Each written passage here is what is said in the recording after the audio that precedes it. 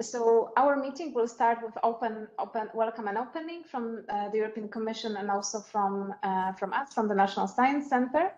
And the first part of the meeting will have a focus on governance and financial issues. So we would like to introduce these two important aspects of the partnership during this meeting. Then we will take a closer look at the partnership as an instrument. So we'll hear about lessons learned from the implementation of European partnerships so far. After the first part, there will be time for question and answers, and then followed by a short break. After the break, we'll dive deeper into the partnership on social transformations and resilience. And we'll present to you what has been already done to prepare the strategic research and innovation agenda for the partnership, and also in the process of creation of the roadmap of activities. And then this part will be followed by information about next steps, what's coming next, and the discussion among all participants. So please feel free to raise your hands during the Q&A session, and also post your questions in the chat. I would like to also let you know that this meeting is being recorded, and the presentations will be made available to the participants after the meeting. So the question and answer part will not be available online, just the presentations. Regarding question and answers, so we'll prepare a document where we will put all the questions and answers to these questions also on the website. So if your colleagues were not able to participate in this meeting, the presentations will be available for them as well. Right now, without further ado, I would like to welcome Frank Zibern-Thomas from the European Commission, DG Employment, who would like to say a few words from the Commission. So I'm handing over to you, Frank. Let me just stop the presentation. Yes, thank you very much, Marina. Good morning also from my side. It's a great pleasure to be here this morning. My name is Frank Zibern-Thomas. I'm head of unit of the Fair, Green and Digital Transitions and Research Unit in DG Employment. And it's a pleasure to welcome you here today on this important event on the candidate European Partnership on Social Transformations and Resilience. I'm not alone here in the call from the Commission side, as you mentioned before, and in particular, I'm here with Jeanne Lenders, who many of you know, who's the policy officer who has been leading and very much influencing the work on this partnership. And who will be staying also with you throughout the day. This initiative is dear to our heart, and we proposed it initially in our role as a new co-chair under Horizon Europe and research DG under Horizon Europe and co-chair of Cluster 2, together with the Director Generals for Research and Education and Culture. As many of you know, this partnership was proposed formally by the European Commission in July 23 as a response to profound challenges that our societies are currently facing, whether it's digitalization, climate change and demographic shifts, and related socioeconomic transformations, or unpredictable events like the COVID-19 pandemic and Russia's war of aggression against Ukraine. Unfortunately, our world looks a lot more uncertain today, and the resilience of our societies, in line with the objectives of economic, social, territorial cohesion, improvement of living and working conditions, and the values of non-discrimination, equality, justice, and solidarity that are all enshrined in our treaties, is more than ever needed. That's precisely why we feel this partnership is so timely and necessary, and why it's a key priority for DG Employment's work under Cluster 2 of Horizon Europe. Moreover, it reflects our commitment to addressing social challenges in a coordinated and strategic way.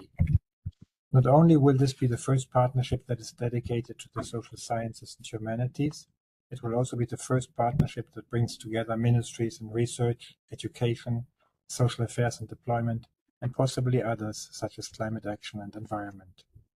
This cross-sectoral cooperation is not only innovative, it is essential from our point of view. It will foster stronger connections between research and policy, helping us shape evidence-based approaches to implementing the European Pillar of Social Rights. As opposed to previous networks, the so-called ARNets under Horizon 2020, partnerships in Horizon Europe go beyond the funding of research projects, and they also engage in additional activities like knowledge exchange, capacity building, and strengthening of research infrastructures. They are strategic instruments that enable long-term collaboration and sustained funding in given areas, in this case for the future of work, social protection, education and skills, and a fair transition towards climate neutrality.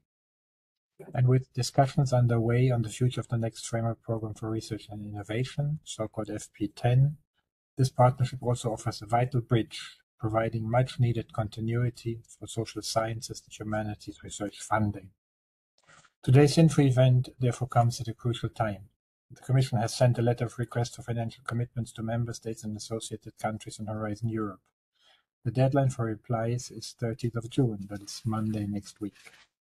We're very grateful to those that have already sent a reply and encourage all others to also inform us about their potential commitment by the end of this month, if possible. These commitments will help us build a clearer picture of the overall budget and set the course for the next stages of this partnership. This will be immensely helpful as we continue with the planning of activities and the development of the strategic research and innovation agenda of this partnership, which will be on the agenda later today. You will hear more about all these tasks later during this session, actually. Therefore, concluding, please let me wholeheartedly thank our coordinator Malwina Gimalska and her team from the National Science Center in Poland, both for the excellent organization of today's event and the extensive preparatory work on the partnership proposal, which has been going on for a long time already now, and sometimes a bit in the background, it seems. The new partnership, as I said before, will not only be the first dedicated to the social services and humanities, it is also the first that a widening country is taking the lead of, the first time, and we hope that this will encourage many other widening countries to also get on board. The signs we keep receiving in this regard are encouraging, and we remain optimistic and fully committed to get this partnership off to a good start and make it a success. With this, thank you all for being here today. Thank you, Malwina and colleagues, for the great work and the opportunity to open this session, and to all of you for your continuous commitment to collaborating on this joint research initiative. Back to you. Thank you very much. Thank you, Frank, for these nice words, encouraging words for us. And thank you, Jean and Frank, for your support in the development of this partnership, and also to all partners participating already in the preparatory process, and to all those interested in the partnership. So let us continue with information about what's going on in the preparatory process. Let me open the presentation. I hope I will be more successful now with the full mode. Let me check. Is this a full mode? Not yet. You can see this next slide. Is it okay now? Still doesn't see the next slide.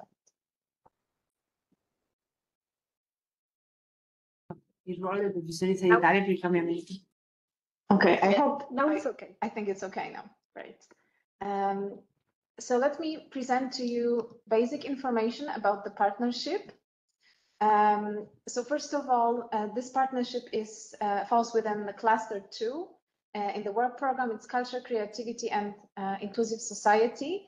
And our goal with this partnership is to create a research and innovation program. So as Frank mentioned, we will organize calls for proposals. We will fund research relevant to the topic of this partnership.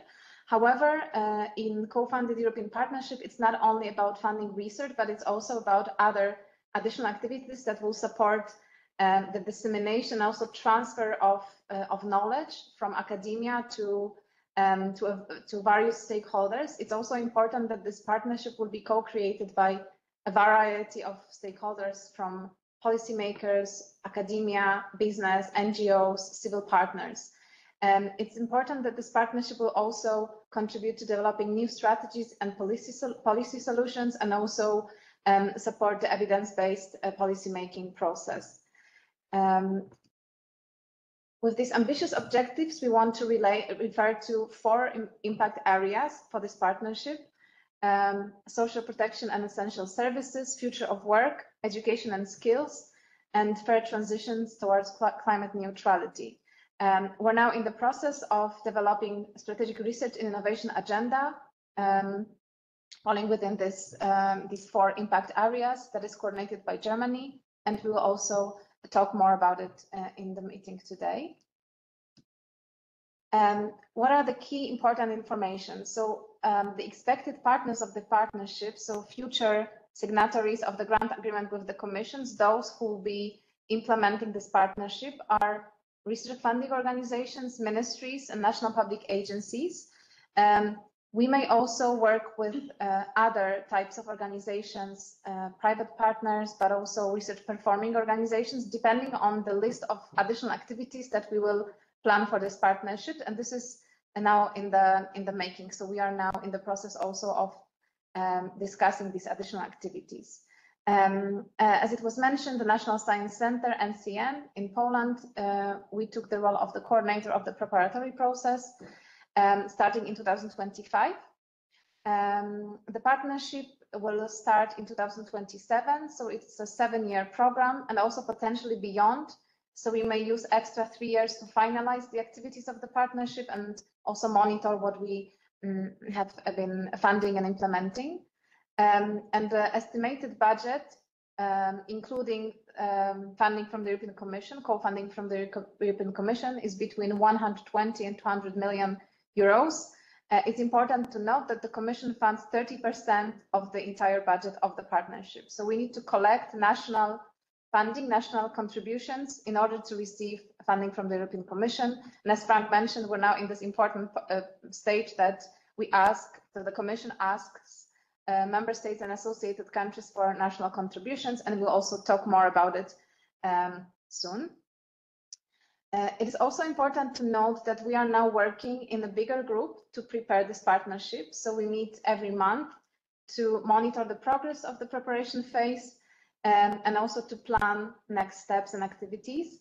In this slide, you can see a list of countries that are already involved in the development of the partnerships. We have ministries and funding organizations involved in the partnership, coming from Austria, Belgium, France, Germany, Ireland, Italy, Poland, Spain, and Sweden.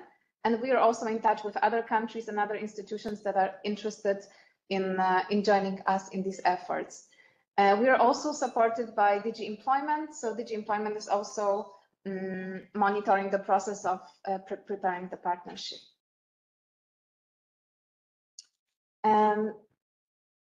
Now I would like to briefly mention what type of activities we can expect from the partnership. So it's a relatively new instrument that developed from ERANET co-funds, but it's a more complex instrument. So as it was mentioned, we definitely plan to organize calls for proposals. It is expected that at least 6 are organized within the partnership. However, we also want to develop and invest in additional activities. And here you can see examples of what activities we may expect in this partnership. But the final list will, of course, depend on the future beneficiaries and partners of the partnerships. So among them, we can expect activities supporting cross-project collaboration, exchange between researchers and other relevant stakeholders, also reinforcing links with research infrastructures, supporting development of evidence-based public policies, and also capacity building and widening, so supporting less performing countries and supporting inclusiveness in the partnership. When we look at the timeline for the next years, so by the end of June, we're expecting information about national financial commitments to the partnership. In the first quarter of 2026, we plan to be ready with the Strategic Research and Innovation Agenda, with the first version of this document, and also roadmap of activities. At this time, the Commission will also launch the call for the partnership, because we need to apply to get co-funding from the European Commission. And the call is planned to be the deadline for this application will be around Q2, Q3 2026, and then at the beginning of 2027, in the first quarter, we expect to start signing the agreement with the Commission and start launching the partnership. So this is how the timeline looks like. And now I would like to hand over to our colleagues who will have a presentation about the governance of the partnership. So this is an introduction to governance, and we plan to discuss it more in our next meetings. However, right now we already want to introduce to you the first information. So I'm handing over to my colleague Barbara Świątkowska. Handing over to you. Thank you. So my name is Barbara Świątkowska. I work with Malwina and Sabina in the STR team, and this part of the presentation will focus on development of the governance structure for this partnership. However, at the beginning, it has to be said that the deadline for returning the financial commitments of the member states and associated countries is on the 30th of June this year, and therefore we do not know at this moment the number of partners from different member states and associated countries, the types of institutions involved, the number of countries participating, and other elements that are needed to plan the final governance structure. And therefore, the purpose of this presentation is to show an overview of possible governance structures, potential bodies, and to present the milestones on the way to develop this structure. European co-funded partnerships operate within a well-defined governance structures, and to ensure transparency, efficiency, and effective decision-making, which is very important when you take into consideration the complexity of such a European network.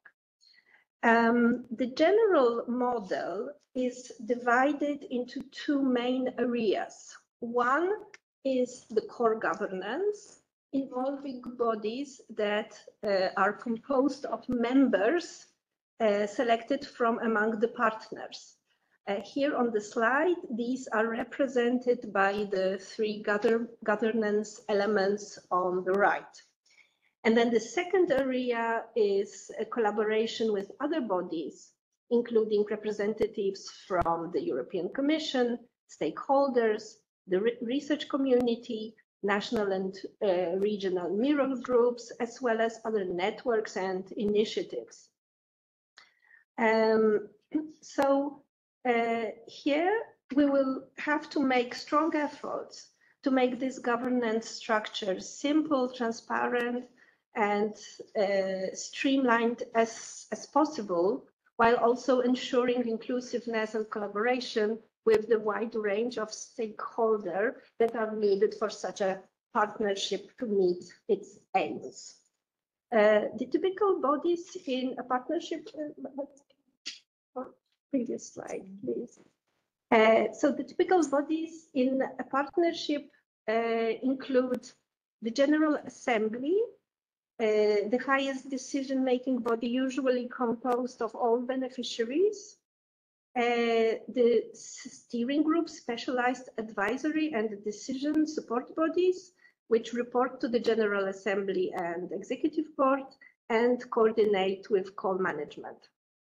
The Executive Board, a smaller body within the General Assembly that handles operational decisions, coordination and management responsible for the day-to-day administration of the partnership, and call management, which ensures smooth implementation of funding calls for proposals, involves the secretariat and call management team.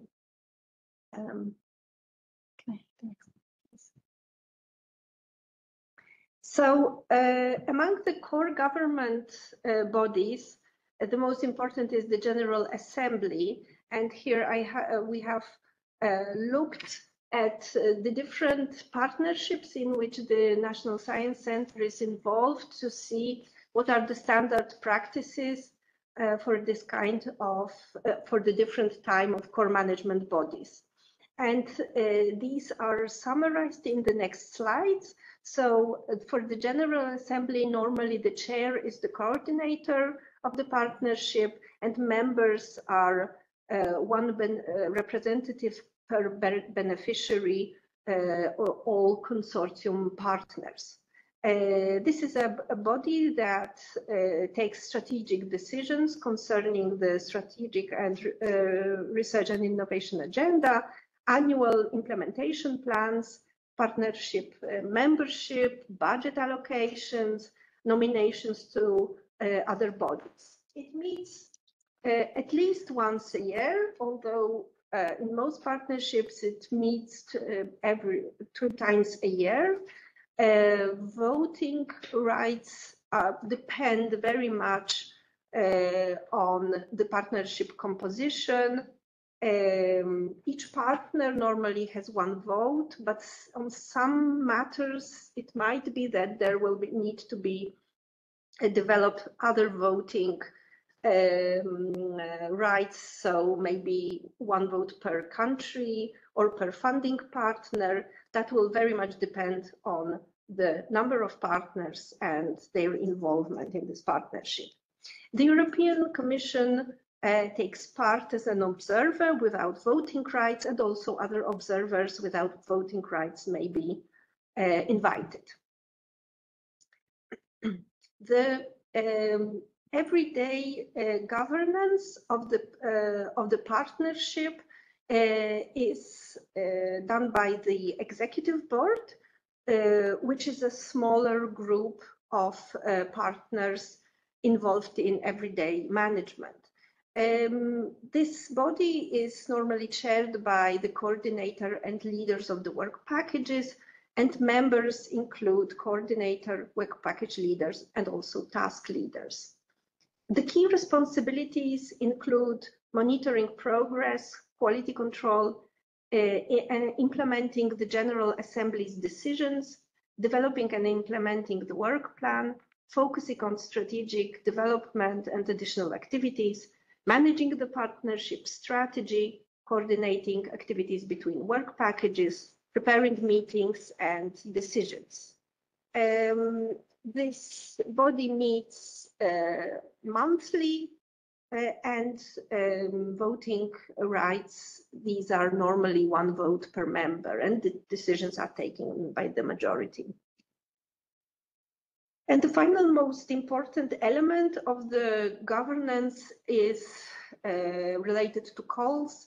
The calls steering committees are led normally by the call secretariat, and members are representatives of these funding agencies that participate in a given call. So the management of each call can be composed differently.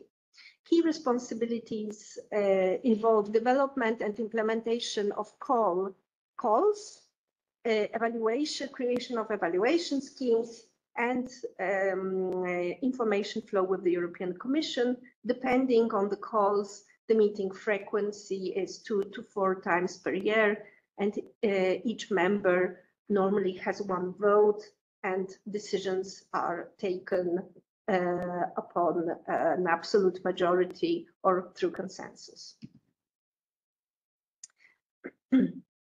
So with the core governance, we are starting at this moment a process that will take some time and will be dependent on certain information that we will need to receive in the coming future. So for strategic governance, what is most important are the financial commitments that are being submitted. This will allow us to understand who are the partners in this partnership, and to create the General Assembly and call steering groups. Concerning operational governance, we are working on the roadmap of activities for this partnership and developing work packages, and this will lead us to having work package leaders and task leaders who will form the executive board of this partnership and will be involved in management and coordination bodies. And on the level of calls, we are working on development of the STR and also on work packages related to the development of the STR throughout the duration of this partnership, but also the work package related to development of calls. And partners involved in organizing calls will then form the call secretariat and call management team.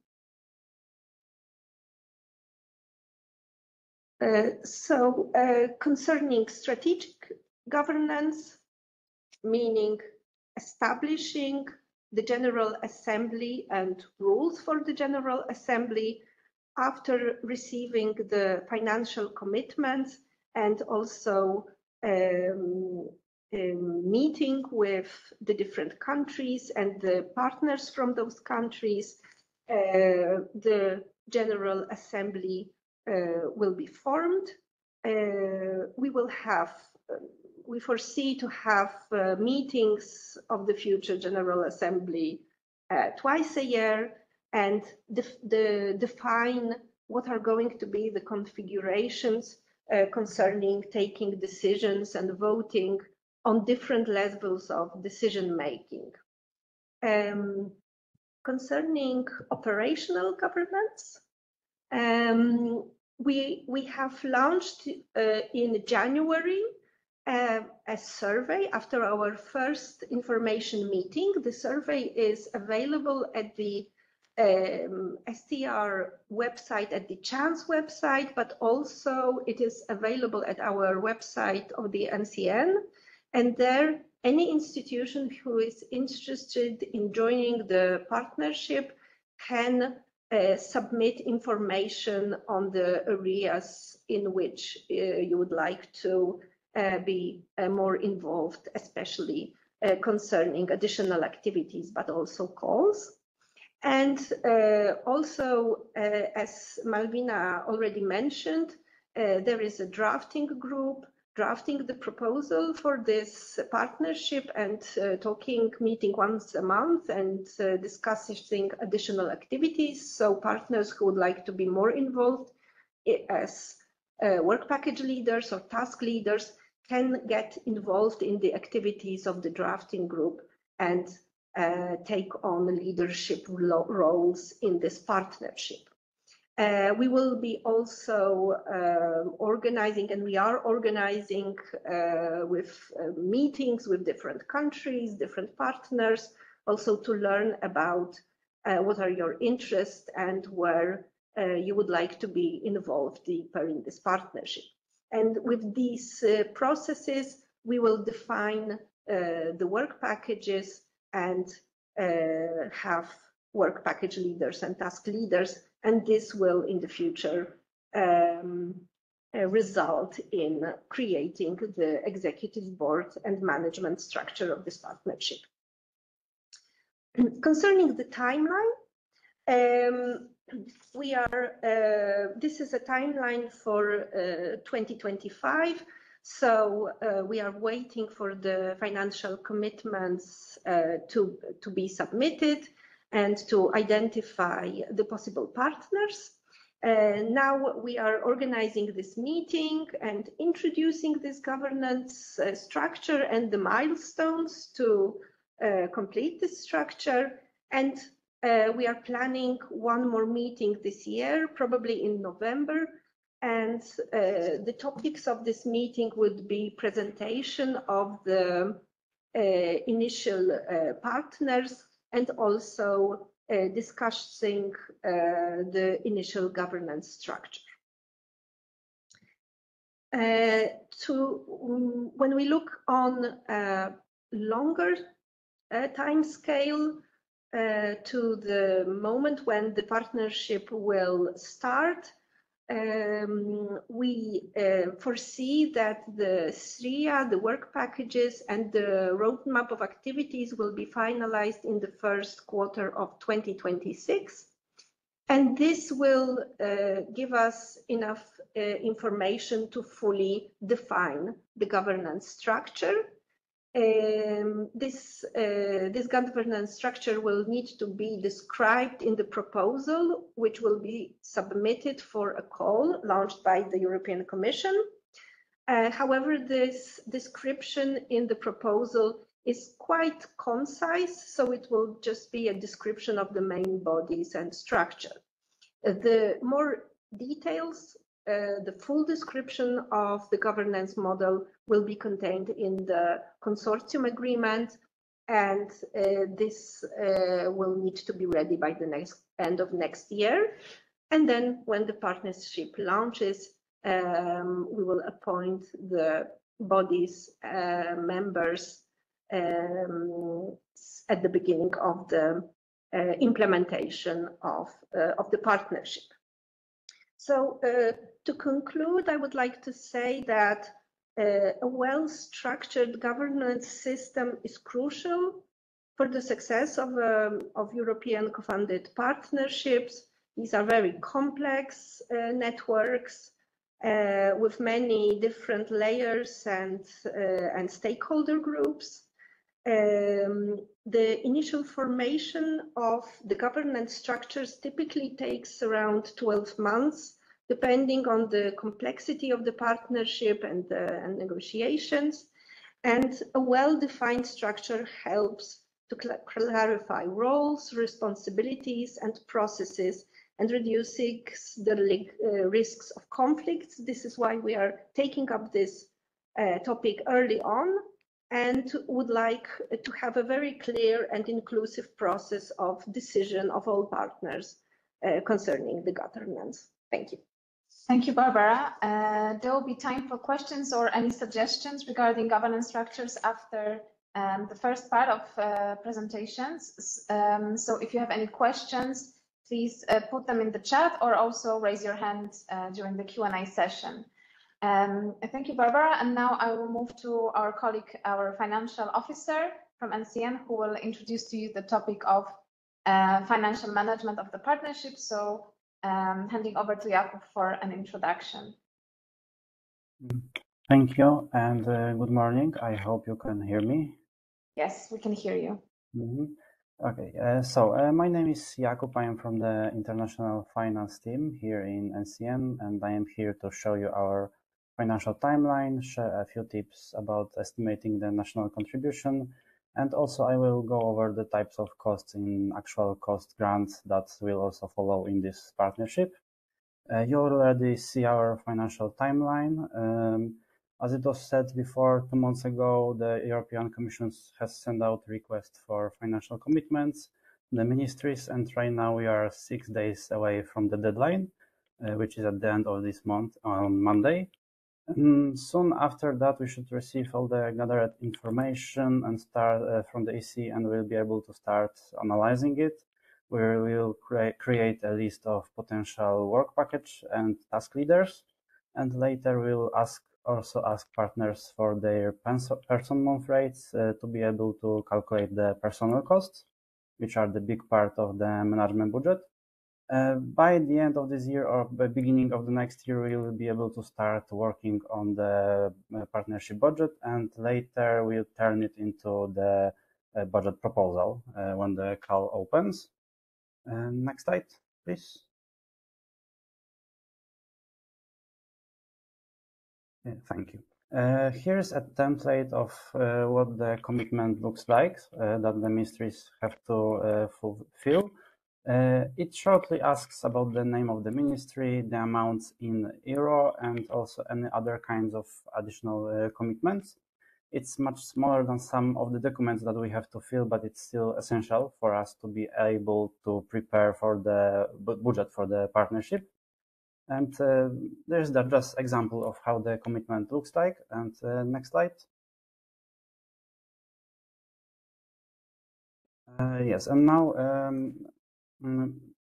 even though it's the ministries that make the commitments, you as the partners are usually the ones best equipped to estimate the right amounts for the commitment and communicate to your ministry.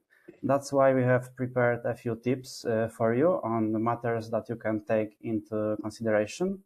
Firstly, you can check historically your average budget for research project, for research team in the transnational projects, and then how many projects would you like to fund per call. Then maybe you can multiply the number of projects by the budget for one project, and then by number of calls, and you can have first estimation. It's also important to check the needs and potential of your research community. It may be in some areas bigger or smaller.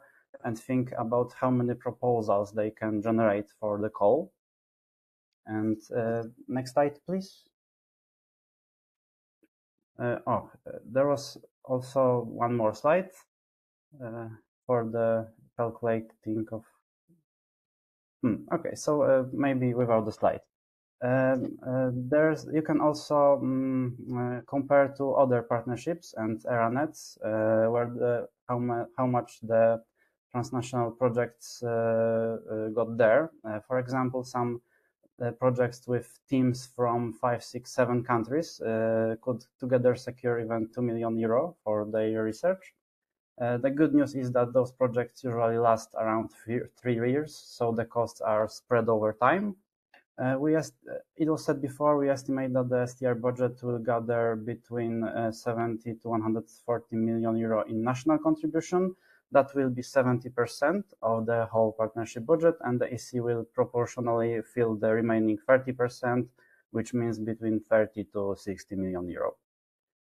We expect to launch 6 transnational calls next to some additional activities like those mentioned before. And it's of course never possible to actually predict the amounts, but it's important to take all the factors into account so the contributions will be sufficient to meet the needs of your research community. Now on the next slide, here's a table that you are probably all familiar with. It's present in most, if not all, grant agreements in Annex 2.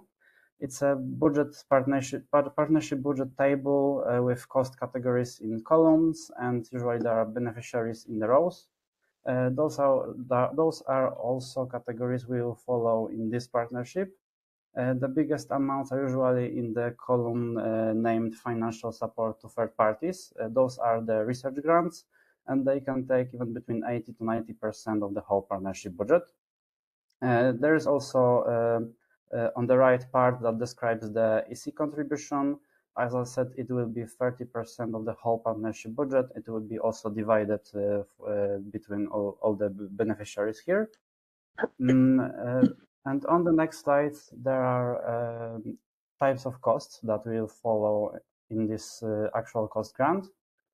First, we have personnel costs, which are meant to cover the salaries for the employees that work on the partnership.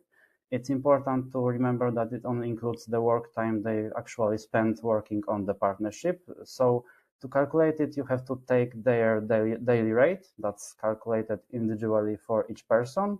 You multiply it by the amount of days they worked on the partnership, and that will be your eligible costs, your eligible personnel costs. Subcontracting refers to the tasks that were previously mentioned in the Annex 1 of the grant agreement and accepted for subcontracting.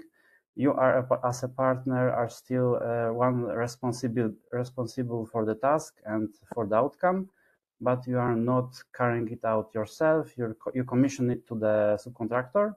And also most subcontractors are for-profit organizations, and so the eligible cost here also takes that into consideration. Next slide, please. Thank you. And next are purchase costs, which have 3 subcategories. Travel and subsistence allowance also includes accommodation and insurance for the travel. Equipment is an umbrella term for equipment, infrastructure, and assets. For this type of cost, it's important to remember that the eligible are only the depreciation cost for the time the equipment was used for the partnership and not the whole price of the equipment. And other goods and services include all other necessities like translation of the documents, keeping up website, maybe ordering some promotion posters, everything else that may be needed for the partnership. I already mentioned the financial support to third parties or research grants. They are rewarded for those research projects that took part in the call, passed the two-stage evaluation, and got high enough score on the ranking list to be qualified for funding. And the last category is the indirect costs.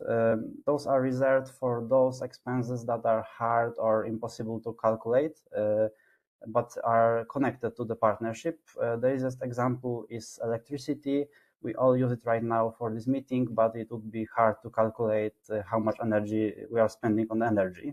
That's why instead there's a flat rate of up to 25% of the personal and purchase costs. It's added to the total costs to cover all those more elusive expenses.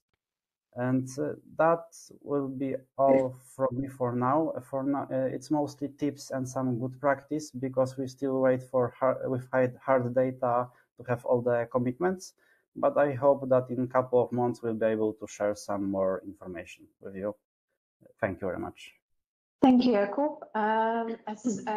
Thank you for presenting the tips and also basic information about the budget. As Jakub mentioned, once we have received your financial commitments, we will be able to start discussing budget first in a smaller group than with all beneficiaries. But right now, as it was mentioned, the most important part is your financial commitments. So we are expecting them by the end of June. And now I would like to introduce our last speaker at in this part of our meeting, Richard Tavares, who kindly accepted our invitation to the meeting. So Richard will present to us lessons learned from the implementation of European partnerships. Richard, I am ending this presentation and handing over to you. Thank you for joining us. I hope Thank you. Thank you. I hope you can hear me. Thank you very much for the invitation. I will share some lessons learned or thoughts from the implementation already since the beginning of the Driving Urban Transitions Partnership, the DUT, for which I've been involved already from the preparation of the evaluation, the grant agreement, and now the implementation of the grant agreement from 2022. In any case, be shared with everyone. So this will be also made possible. And let's see if I can share my screen. We can see it. Let me just see if I can put it in presentation mode. Can you presentation mode? Yes. Perfect. Thank you. So part of the text I can inform already in advance will be very briefly mentioned because it's mainly some guidance to pay attention now for the preparation of the proposal and later on in the implementation. In my presentation, I will just introduce most of the information. I'm pretty sure that you are already aware, but just as a reminder for some reference documentations or aspects that definitely you should pay attention already now in the implementation and in the preparation of the proposal. Then I will go through several key implementation aspects related to the proposal presentation, the grant agreement, the co-funded call for proposals. Already some, thanks to Barbara, some requests prior to this presentation, additional activities, and some key financial aspects that I already had some experience with the DUT. In terms of the co-funded partnerships as such, as you all know, this is under the Horizon Europe Framework Program regulation, with a particular attention that you should pay on the financial regulation. This is more for what we normally mention, the eligibility of the costs, which are slightly, well, I would say, particularly different from the ERA nets under the Horizon 2020 that were mainly focused on the financial support to third parties and what we call the additional activities flat rate. And now you will need to pay attention to all the different costs. There will be a grant agreement which will be signed between the granting authority and the consortium. In your case, I don't know if the grant agreement will be signed by an executive agency or a DG directly. and the coordinator of the partnership, but this will be done through the funding and tenders portal. I would strongly advise you to have already a look into the model grant agreement for the co-funded partnerships, because it's already a way to pay attention to specific aspects. Later on, I will highlight some aspects that really need some attention. As you all know, you will apply to a topic already opened in the funding and tenders portal that you will need to look in particular to the specific conditions that are set in the topic text, because since I'm not fully aware of what is stated in your topic text, you should see if there are additional aspects that you need to include in the proposal. In this case, for example, the funding rate, which is, if I not mistaken, 30%. There might be a reference of the limit for the financial support to third parties. For example, in traditional calls, there was the amount of 600,000 euros per beneficiary, but the funded co-funded calls, they are exempted of this condition, which is applicable to all. And please pay a particular attention to the specific conditions of Annex 5 to the grant agreement, because you definitely need to demonstrate that you respect all the different criteria, the ethics, open science, conditions for the call. So please pay attention to Annex 5. And in the proposal, in the grant agreement, there will be Annex 1, which is basically similar to all the past ERANETs. Part A, which is in the portal. You will see later on that there are different sections. For example, researchers, which in your case will not directly apply, because I assume that the partnership will not implement any research as such, but also the part B and then the Annex 2.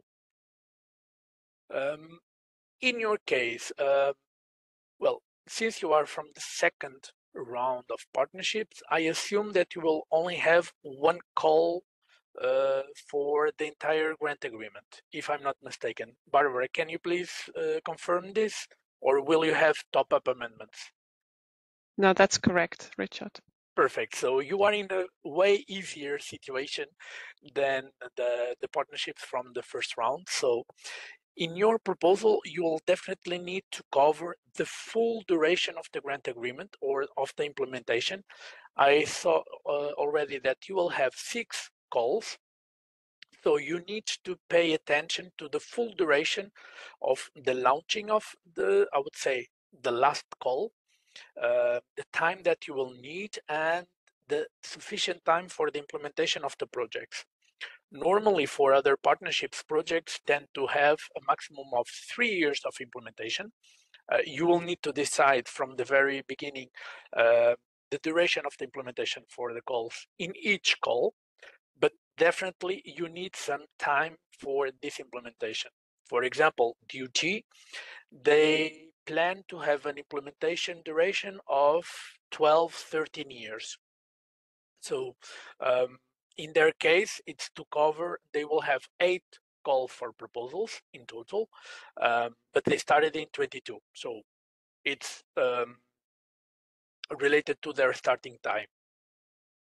And this is why I definitely say the duration of the grant agreement needs to cover everything. I would definitely advise to include distinct work packages for the different actions to be planned. For example, one specific work package for the calls, specific action for each for the additional activities, and then for the management. But if I'm not mistaken, if you the partners on the partnership have already experienced in past ERANETs, the structure can be similar. And DUT, it's also in the similar approach of the past ERANETs. Under the model grant agreement, please already anticipate dedicated deliverables for the co-funded calls. In the deliverables, they will need to, for example, collect the ranking list of the projects per call, the reports from the external observer, the independent observer that will follow all the evaluations, and then information, for example, the joint list, selection list of projects to be funded, a report on how the evaluation went, the criteria, the call documentation. This is important to be already included per call. And like for the other partnerships, you need already to include a clear and realistic exit strategy and measures for phasing out from the Horizon Europe Framework Program co-funding. At least they already included their course. This will be mainly implemented later on as from the middle of the implementation. In your case, please have a particular look to the standard co-fund proposal form. The co-funded, the top-up, it's not relevant for you because you will do only one single proposal. Because in this template, you will see which are the 3 criteria that will need to be included, which is excellence, impact, and quality and efficiency of the implementation. And you'll see directly in the template what are the expected content in the different sections to be included already in the proposal. For example, in the excellence, the main scope, the objectives, the methodology. This is very important. And keep in mind that there is a difference in relation to H2020 in the implementation. In the description of the governing bodies, you don't need to go into the detail as it was in H2020. You can make references, but now it's not a mandatory aspect. So when preparing the proposal, have a particular look to what is expected in each criterion. And this is very helpful to set. Again, if there are specific topic conditions, have a look. And if I'm not mistaken, you will also be asked to include as an annex a draft of the detail, the first annual work program. In this case, you will need, as a recommendation, be fully consistent between the work plan and this annual work program, in which you already use, and definitely as deliverables, you will be asked also to include annual, detailed annual work programs for the full duration of the grant agreement. This first annual work program, based on the feedback from the evaluation, you might need to adjust it at the grant agreement preparation phase, but I can say that at least for the DUT, they basically included it almost immediately to the as a deliverable in the grant agreement.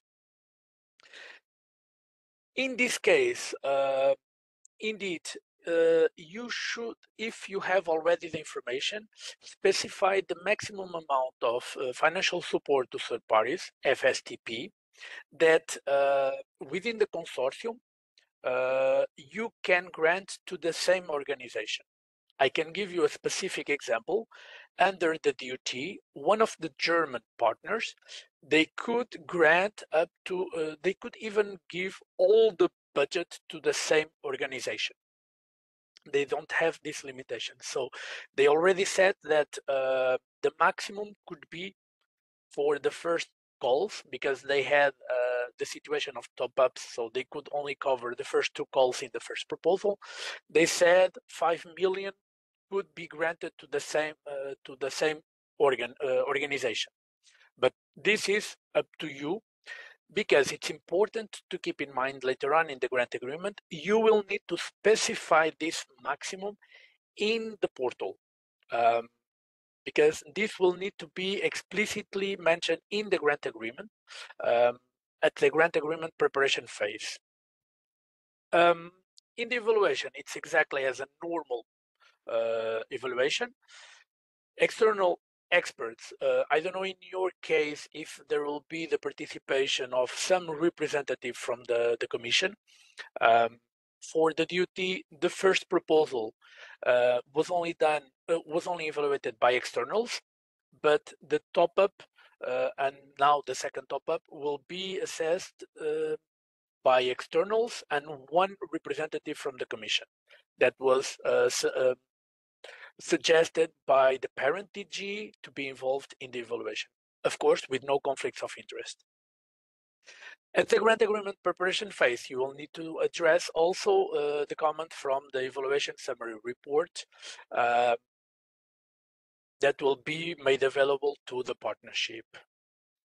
This is only some information. The grant agreement is the typical one, the different annexes and the articles, and it's important to have an idea and to have a look to the online manual and the annotated model grant agreement. You will have, at this stage, you have more detailed information. For example, all the conditions for the eligibility of costs that in 2022 was not made available. And I already informed this the different points, and definitely exchanges with already existing co-funded partnerships, it's fully recommended in your case because they have already some experience. I listed some of the articles that you'll definitely going to need to pay particular attention. I will not go through, but these ones are very, very important to keep in mind, and partners that are not familiar with the obligations later on have a look at this. And on the key implementation aspects, joint calls. Well, I already saw that you will have 6 joint calls. So plan already the financial commitment in the proposal for all the 6 joint calls, because this will be the reference for the budget. There are some requirements already from the Commission side that I named them as the transnational requirements. At least 2 independent legal entities from 2 different member states or associated countries to the Horizon Europe program, or 1 legal entity from a member state or associated country and 1 legal entity from a non-associated third country not receiving financial support. This is under the conditions from the Horizon Europe program, and of course, later on, well, independently, additionally, there will be the national or regional requirements from each funding agency. But at least this condition, it's explicitly mentioned in the model grant agreement. All funded partners in the call will be funded by the national or regional funding agencies individually, and in accordance to, of course, to their own eligibility criteria. I definitely recommend you to specify a maximum duration for the projects already, and to be explicitly mentioned later on in the calls, because this will set the also will affect the duration of the partnership. Specific aspects on the 2 steps. Keep in mind that in the joint calls implementation, you should definitely have the 2-step procedure, because this is also explicitly an explicit condition under the model grant agreement, and the proposal should be assessed according to specific evaluation criteria that are exactly the same as in the Horizon Europe. Excellence, impact, and quality and efficiency of the project implementation. Please be aware that even if the 3 criterion should be assessed in both steps, normally, and by experience from other partnerships, in step 2, there are more sub-criterion bullet points or aspects that will be evaluated by the external evaluators. Normally, the step 1, the funding agencies will do directly the eligibility check for the proposals and the review at the national or transnational level to be fully consistent in the transnational and the national eligibility conditions, and the external evaluators panel will assess the proposals on these 3 criterion. In step 2, additional sub-criterion elements can be included to assess more detailed aspects of the proposal. And this will be considered, and you have already several examples from other partnerships. I give also included later on here the link for the 24 call of the DUT, in which you can have access to the call text and you see all everything that they considered as main sub-criterion for step 1 and step 2 in the evaluation. As a timing recommendation, consider a comfortable set and steps. For example, for the DUT, it will take at least 1 year and a half from the launching of step 1 to the project kickoff.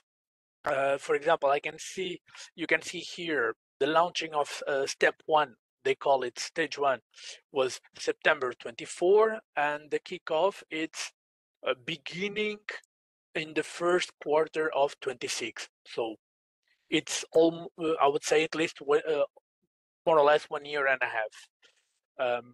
Here are examples, but definitely consider a sufficiently comfortable timing for all the different steps. This will be shared with everyone, so this is an example among many others.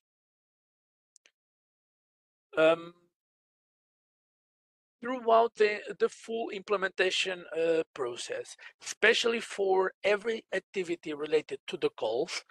For example, if you have additional activities, consultation of stakeholders, researchers, or even linked third parties actively involved in the partnership, be always aware of the potential conflicts of interest. Some partnerships, they have already, for example, research organizations involved in the partnership as beneficiaries, and in this case, you will need to fully demonstrate that no potential conflicts of interest are raised for the setting of the calls, but also for the implementation of the calls. Here are some conditions that you definitely need to pay attention. For additional activities, well, as mentioned already, additional activities are all actions basically to support the implementation of the partnership as such, feeding, for example, the strategic research and innovation agenda, or the governance, or the identification of topics for the joint calls. Here are some examples, for example, from the DUT partnership. Knowledge hubs, they have city panels, agoras, which are experts consultation groups for specific topics, stakeholders advisory groups, the organization of conferences. These are all additional activities. And as it was already mentioned, considering that the financial support to third parties are the main aspect, or the growth of the budget, these tend to be 20%, 15% of the total budget. They should be already planned within the work plan with adequate budget allocation and in specific work packages, because you will see later on for both reporting, the financial statements, it's very easy. It's much easier to separate each action. Specific aspects of the financial planning or reporting later on, I will not go through because this has already been described, but please keep in mind that for the partnerships, what is mentioned in kind contribution, it's actually your own contributions or that you will allocate to the partnership.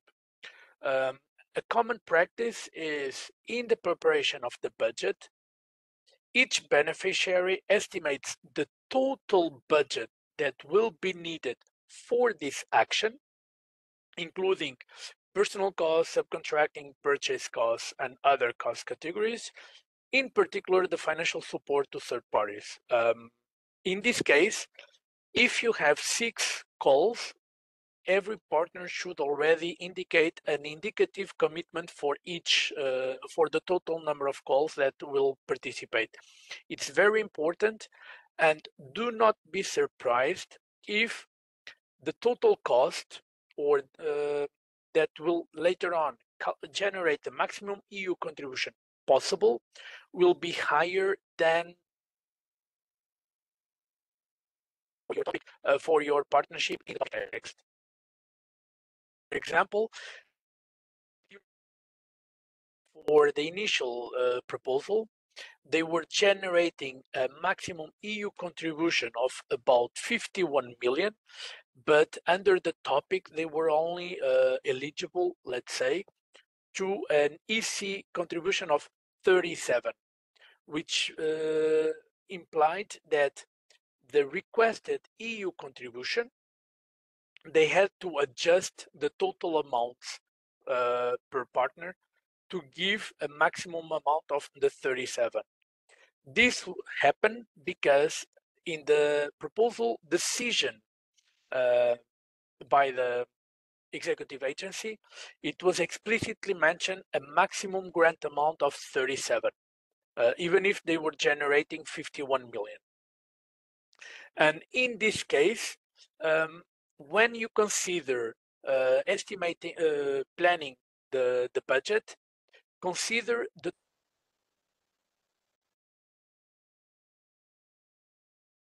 calculate in advance what is own contribution and what is EC contribution. Consider the total amounts for the proposal. This was a very brief contribution or a sharing of lessons learned, but on the financial aspects, I'm pretty sure that you will have many questions and doubts at this stage. But for the proposal, my recommendation is consider the total amount that you will need per cost category in terms of the person months total to calculate the personal costs, the costs related to travels, stays, hosting meetings or hosting events, services, for example, the platform for the call for proposals, estimate already based on if you have already a background might expect and the costs related to the external evaluators, because in your case, there is the eligibility to pay the experts for the evaluations, in addition to if you organize physical meetings for the travel and the stay, and this should all be included in the proposal. My final advice, and before going to the Q&A, is if you have close contacts with other partnerships already being implemented, I would definitely recommend you to have a chat with them. I'm working directly with the DUT and they are very transparent and keen to share their experience because the first round of projects, they went through some challenges. And sorry for extending. Thank you very much for this opportunity. And now feel free to ask everything you consider relevant. Thank you very much, Richard, for sharing your knowledge with us. It was very useful, and thank you for the tips. This is very helpful at this stage of preparing the partnership. we understand that we can expect challenges, so we'll be happy to reach out to you also with more detailed questions. Sure. Thank you. But now I would like to open the floor